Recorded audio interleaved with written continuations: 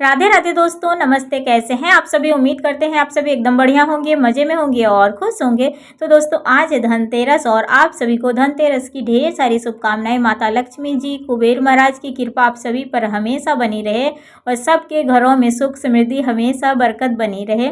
तो दोस्तों, आज आप सभी को धनतेरस की कहानी सुना रहे हैं। तो वीडियो अगर पसंद आए दोस्तों हमारी कहानी, तो प्लीज़ वीडियो को लाइक कर दीजिएगा। तो चलिए कहानी सुनाते हैं आप सभी को।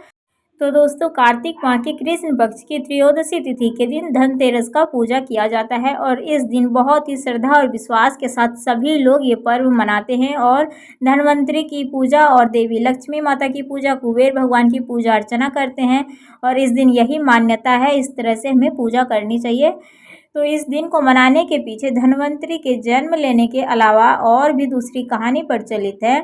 कहा जाता है, एक समय की बात है, भगवान विष्णु मृत्यु लोक में विचरण करने के लिए आ रहे थे। तब लक्ष्मी जी ने भी उनके साथ चलने के लिए आग्रह किया।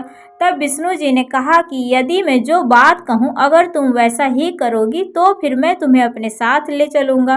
तब लक्ष्मी जी उनकी बात मान गई और भगवान विष्णु जी के साथ भूमंडल पर आ गई। कुछ देर बाद एक जगह पर पहुंचकर भगवान विष्णु जी ने लक्ष्मी जी से कहा कि जब तक मैं ना आऊं तुम यहीं पर ठहरो। मैं दक्षिण दिशा की ओर जा रहा हूं, तुम उधर मत आना। विष्णु जी के जाने पर लक्ष्मी जी के मन में कौतूहल जागा कि आखिर दक्षिण दिशा में ऐसा क्या रहस्य है जो भगवान ने मुझे मना किए हैं जाने के लिए, और स्वयं चले गए। लक्ष्मी जी से ना रहा गया और जैसे ही भगवान आगे बढ़े लक्ष्मी जी भी उनके पीछे पीछे चल पड़ी। कुछ ही दूर जाने पर उन्हें एक सरसों का खेत दिखाई दिया जिसमें बहुत खूब फूल लगे हुए थे। सरसों की शोभा देखकर वह मंत्रमुग्ध हो गई और फूल को तोड़कर अपना श्रृंगार करने के लिए आगे बढ़ी। आगे जाने पर एक गन्ने के खेत से लक्ष्मी जी ने गन्ने तोड़कर चूसने लगी। उसी क्षण विष्णु जी आए और यह देखकर लक्ष्मी जी पर नाराज हो गए और उन्हें श्राप दिया कि मैं तुम्हें इधर आने को मना किया था, लेकिन फिर तुम इधर आ गई और मेरी बात न मानी और किसान की चोरी का अपराध कर बैठी। अब तुम इस अपराध के जुर्म में इस किसान के घर में 12 वर्ष तक रहकर सेवा करो। ऐसा कहकर भगवान उन्हें छोड़कर क्षीर सागर चले गए। तब लक्ष्मी जी उस गरीब किसान के घर में रहने लगी। एक दिन लक्ष्मी जी ने उस किसान की पत्नी से कहा कि तुम स्नान कर पहले मेरी बनाई गई इस देवी लक्ष्मी का पूजन करो, फिर रसोई बनाना, तब तुम जो मांगोगी वही मिलेगा। किसान की पत्नी ने ऐसा ही किया। पूजा के प्रभाव और लक्ष्मी जी की कृपा से किसान का घर दूसरे ही दिन अन्न से भर गया और धन रत्न स्वर्ण आदि से भर गया। लक्ष्मी ने किसान को धन धान्य से पूर्ण कर दिया। किसान के 12 वर्ष बड़े आनंद से कट गए। फिर 12 वर्ष के बाद लक्ष्मी जी जाने के लिए तैयार हुई। विष्णु जी लक्ष्मी जी को लेने आए तो किसान ने उन्हें भेजने से इनकार कर दिया। तब भगवान ने किसान से कहा कि इन्हें कौन जाने देता है, यह तो चंचला है, कहीं नहीं ठहरती, इनको बड़े बड़े नहीं रोक सके। इनको तो मेरा श्राप था, इसलिए 12 वर्ष से यह तुम्हारी सेवा कर रही थी।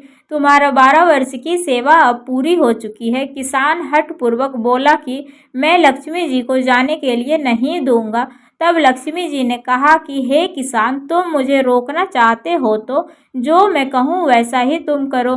कल तेरस है, तुम कल घर को लीप पोत कर स्वच्छ करना, रात्रि में घी का दीपक जला कर रखना और सायंकाल में मेरा पूजन करना और एक तांबे के कलश में रुपये भरकर मेरे लिए रखना। मैं उस कलश में निवास करूंगी, परंतु पूजा के समय मैं तुम्हें दिखाई नहीं दूंगी और इस एक दिन की पूजा से वर्ष भर मैं तुम्हारे घर से नहीं जाऊंगी। यह कहकर वह दीपकों के प्रकाश के साथ 10 दिशाओं में फैल गई। अगले दिन किसान ने लक्ष्मी जी के कहने के अनुसार पूजन किया। उसका घर धन्य धान्य से पूर्ण हो गया। इसी वजह से हरेक वर्ष 13 के दिन धनतेरस की पूजा की जाती है। इन दिन माता लक्ष्मी की पूजा, कुबेर महाराज की पूजा और धनवंतरी की पूजा की जाती है। इससे घर में धन धान्य की वृद्धि होती है। और आज के दिन झाड़ू अवश्य खरीदनी चाहिए। धनिया, नमक और हल्दी, लक्ष्मी गणेश की मूर्ति, दीपक वगैरह जो भी पूजा पाठ का सामान होता है, खील, बतासे, कुछ मिठाई वगैरह आज अवश्य खरीदनी चाहिए। नहीं तो सिर्फ बतासे कुछ मीठे में आज लाना चाहिए। घर में चीनी भी ला सकते हैं, लेकिन आज के दिन कुछ मीठा ज़रूर लाना चाहिए। और पूजा पाठ करके हमें धनतेरस भगवान की कहानी भी अवश्य सुननी चाहिए। और हर एक पूजा में कहानी सुनने का अपना एक बड़ा महत्व होता है। तो दोस्तों हमारी यह धनतेरस की कहानी आप सभी को कैसी लगी? अगर कहानी थोड़ी सी भी अच्छी लगी हो तो प्लीज़ वीडियो को लाइक कर दीजिएगा। चैनल पर जो भी नए आते हैं तो सब्सक्राइब कर लीजिएगा। कमेंट में बताइएगा कहानी कैसी लगी। तो चलिए मिलते हैं आप सभी से फिर से एक अगले वीडियो में। तब तक के लिए बाय बाय, राधे राधे।